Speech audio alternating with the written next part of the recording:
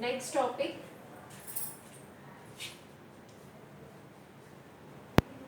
electric field due to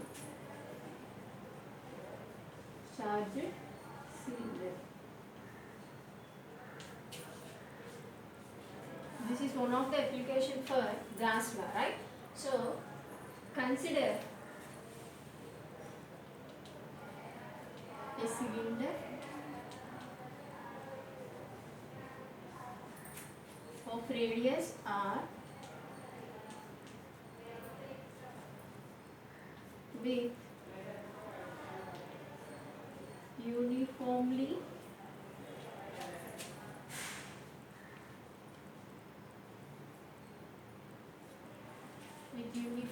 charged.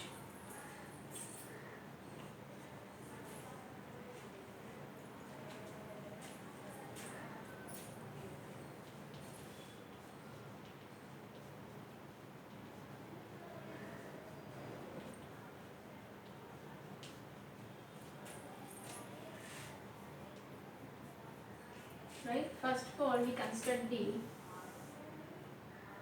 cylinder. This is the axis of the cylinder, right? First of all, we consider the cylinder, and this is the axis of the cylinder, and the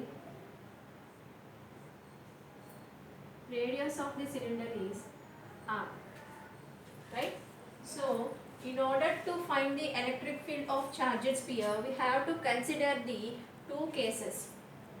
In first case, we consider the point inside the cylinder, and in second case, we consider the point outside the cylinder, right? First of all, case 1.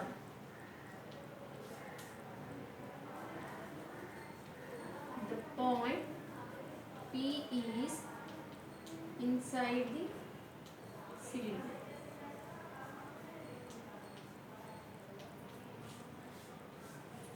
Right? In order to explain the electric field at point P, for our convenience, we construct the Gaussian surface. That means here we are considering the cylinder, right? So Gaussian cylindrical surface.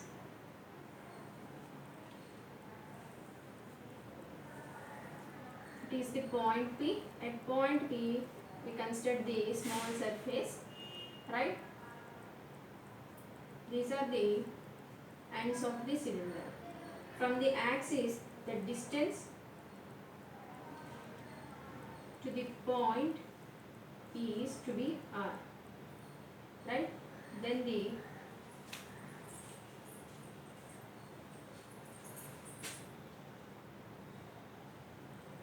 length of the Gaussian cylindrical surface is L. Then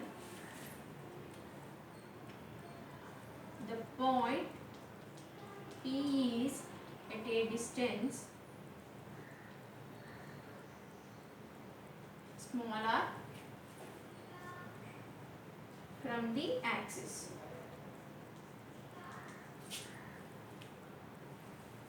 And small l be the length of the Gaussian surface.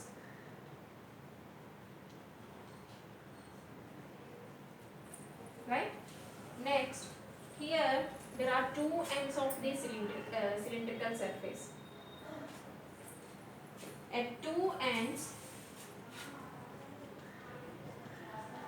at the ends of the cylinder, E and BS are at right angles. Right angles means it makes 90 degrees. Then EDS cos 90 degrees equals to 0, right?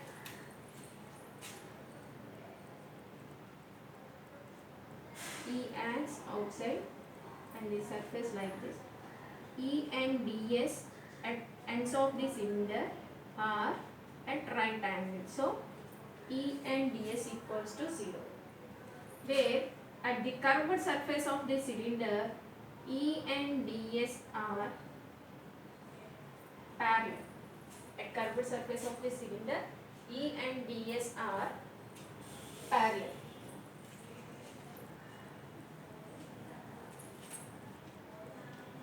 The magnitude of the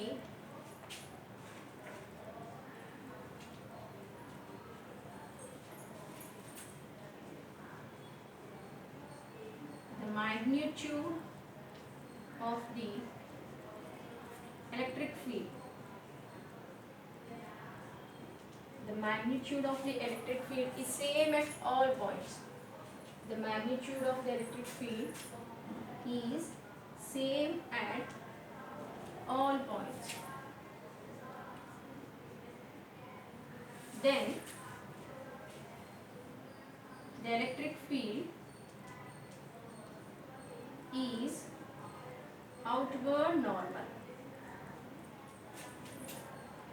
where at ends of the cylinder and curved surface of the cylinder, the E is in outward in direction, but at ends of the cylinder, E and ds equals to 0. Why? Because these are at right angles.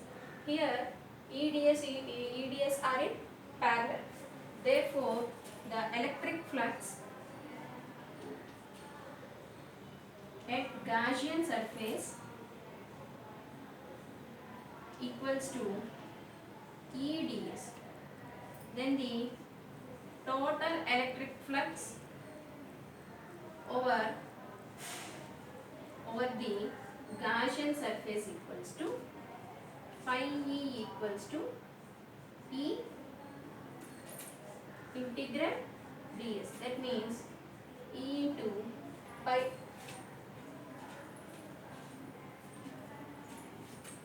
surface of the cylinder 2 pi r l.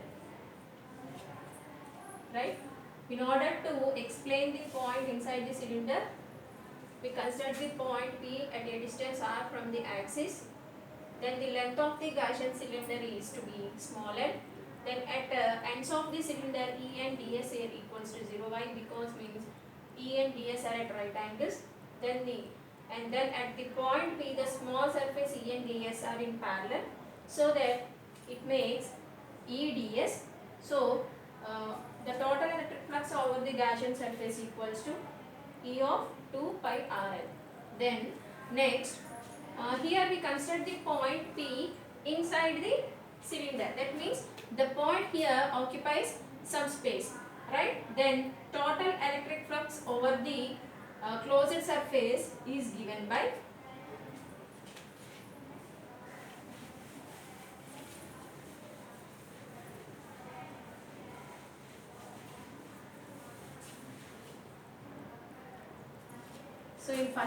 in first condition, phi E equals to E into 2 pi R. This is our first condition. Next, here we construct the point P inside the cylinder. That means then the total charge enclosed by the Gaussian surface is given as total charge enclosed by the Gaussian surface is given by volume into volume density, right? Here volume means pi r square L. Pi r square L, where volume density means rho. Volume means pi r square L, where density equals to rho. Then we know that we consider this equation as 2. We know that Gauss law, phi equals to 1 by x naught into q equals to E into 2 pi r L, right? Where here total charge means q, then pi r square L into rho by x naught equals to E of 2 pi r L. then R pi L, then E equals to 1 by 2 epsilon naught R rho. That means here when the point is inside the cylinder, the electric field at that point is directly proportional to distance of the point from the axis. Then the electric field at point P, when it is inside the cylinder, is proportional to the distance of the point from the axis, right? Then E equals to R rho and 2 epsilon. This is our second condition, right?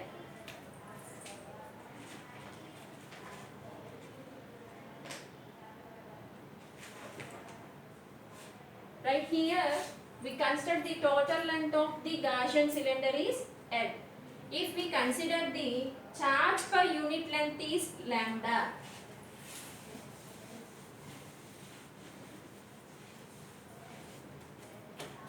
here we consider the total length of the cylinder is L. If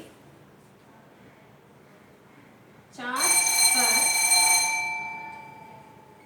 unit length is lambda, then lambda equals to Q by L, where rho means volume density. That means total charge by volume. Here total charge means Q by volume pi r square. Here volume refers to the original volume of the cylinder, that means pi r square L. Then substitute this equation in 2, then E equals to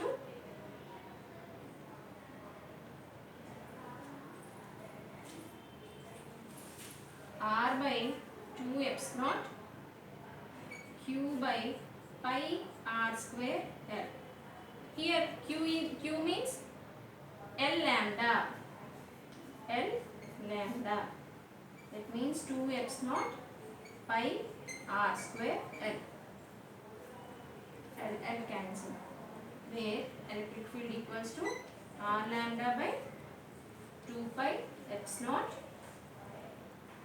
R square.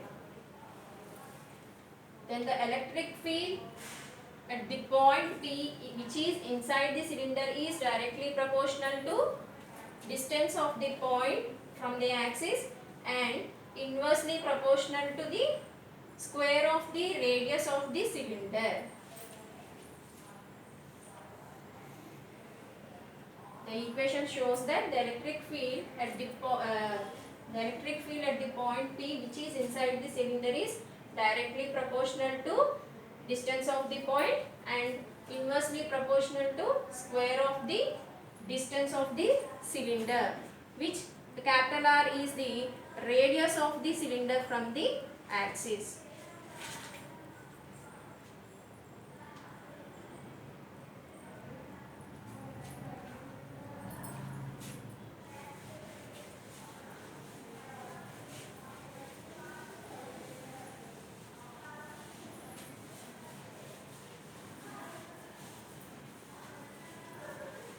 In second case, we consider the point outside.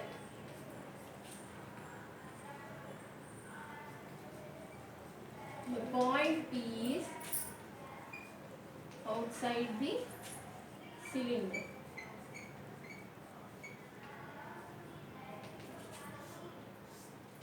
Right? This is the original cylinder and this is the axis. So let us consider the point P is outside the cylinder, which is at a distance R.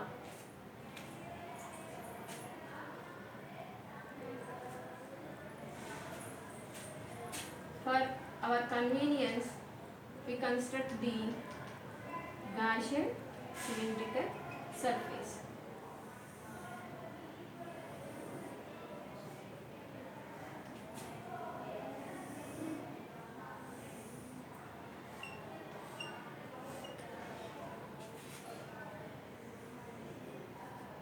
This is the radius from the axis. So here we consider the point P. So E and DS are in parallel, and the radius of the point P from the axis is small r. Right? Next, here we consider the length of the cylinder is to be L. Here we consider the length of the original cylinder. Here we consider length of the original cylinder. Here we consider the length of the original cylinder is to be smaller, right? MPC అండి MPCS MPC ఇంకా మేడంకి ఇచ్చాను రెండు తెచ్చాను Then consider the Gaussian. Consider the Gaussian cylinder with radius smaller from the axis.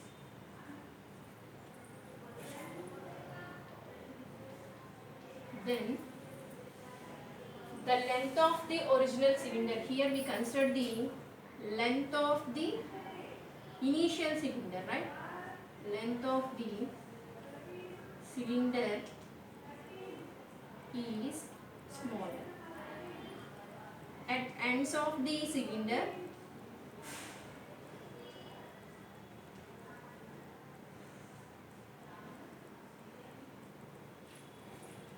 E and ds equals to 0 because they are at right angles, right? So here E and ds.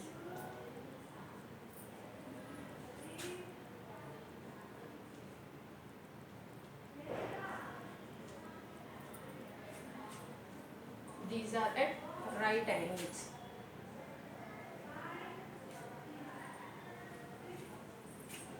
Then the total electric flux or the Gaussian surface is E into ds. That means E into 2 pi r. Then here the point which is we considered is outside the cylinder. That means it does not occupy any space in the initial cylinder. Then here total charge how we given is total charge enclosed by the Gaussian surface. Total charge enclosed by the Gaussian surface equals to charge on the cylinder of actual length, charge on the cylinder of actual length into volume density, right? Then here pi r square L is the charge on the original cylinder. We consider the length as the smaller now into rho. Then by substituting this equation in 1, E equals to 1 by x naught E of 2 pi RL equals to 1 by x naught into Q.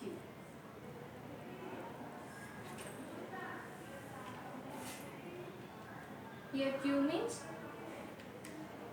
E equals to 1 by 2 pi x naught R L into pi R square small l into rho, where pi cancel, L cancel, equals to 1 by 2 epsilon small r capital R square rho. Then the electric field of the point when it is outside the cylindrical surface, then the electric field is directly proportional to the square of the distance from the axis to the cylinder. Then if we here we consider the length of the cylinder is L. If we consider the unit length of the cylinder will be lambda, then the expression is written as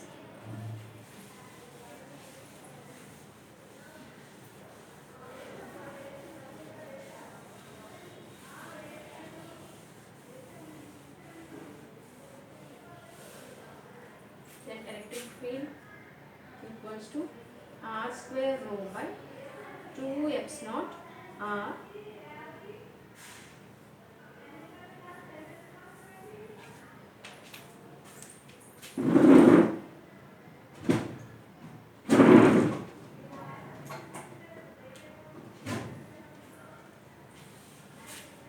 expression in terms of charge per unit is lambda. Then lambda equals to Q by L, where rho equals to pi R square L by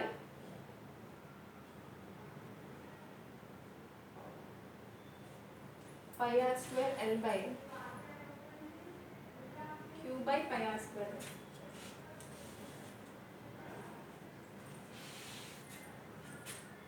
Rho equals to total charge by volume. Total charge means Q, means pi R square L. Q means L lambda by pi R square L, which equals to lambda by pi R square.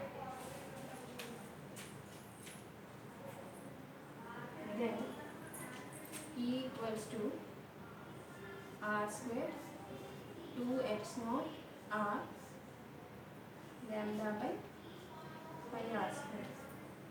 Then lambda by 2 pi epsilon R.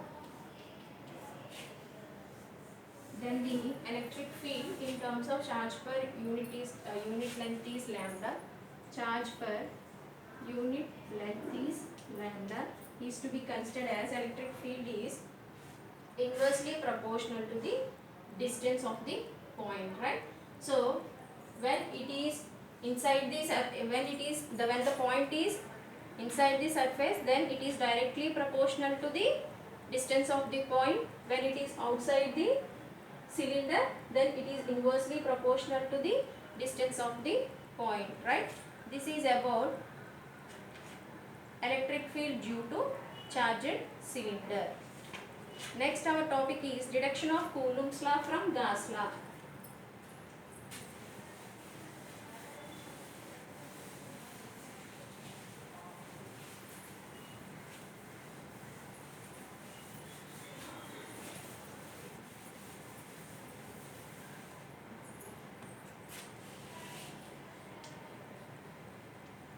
Deduction of Coulomb's law from Gauss law. So consider a charge sphere with center O. Consider a point P at a distance R plus Q be the charge which is distributed uniformly over the sphere, where here E is acted outward normally. ds is also line, right?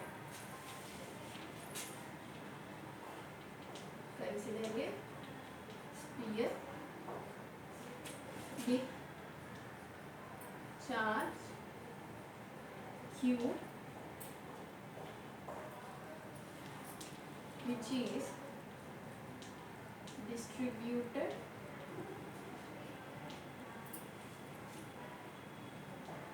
uniformly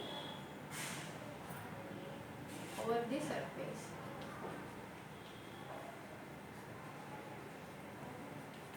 Next,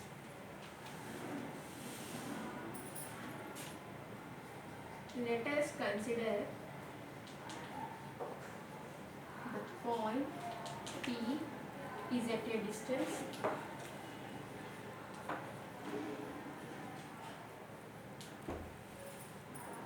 R from center of the sphere.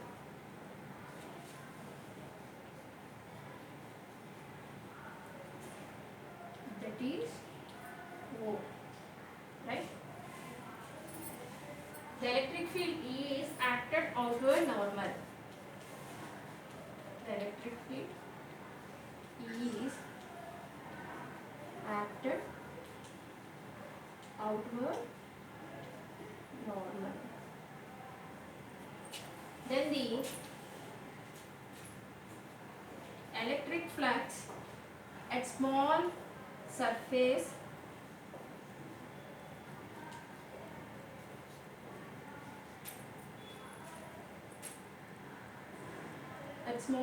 is given as E ds. Then the total electric flux equals to E of E ds. Then phi equals to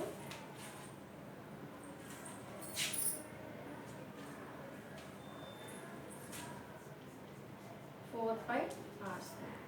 We know that electric flux phi E means 1 by x naught into q. 4 pi r square. Then, sorry, here E. Then E equals to 1 by 4 pi x naught q by r square. If we consider 2 point charges, then it will be q equals to q1, q2. Then E equals to 1 by 4 by x naught q1 by q2 by r square. Coulomb's law states that the electric field due to point charges is directly proportional to the product of the charges, inversely proportional to the square of the distance between them.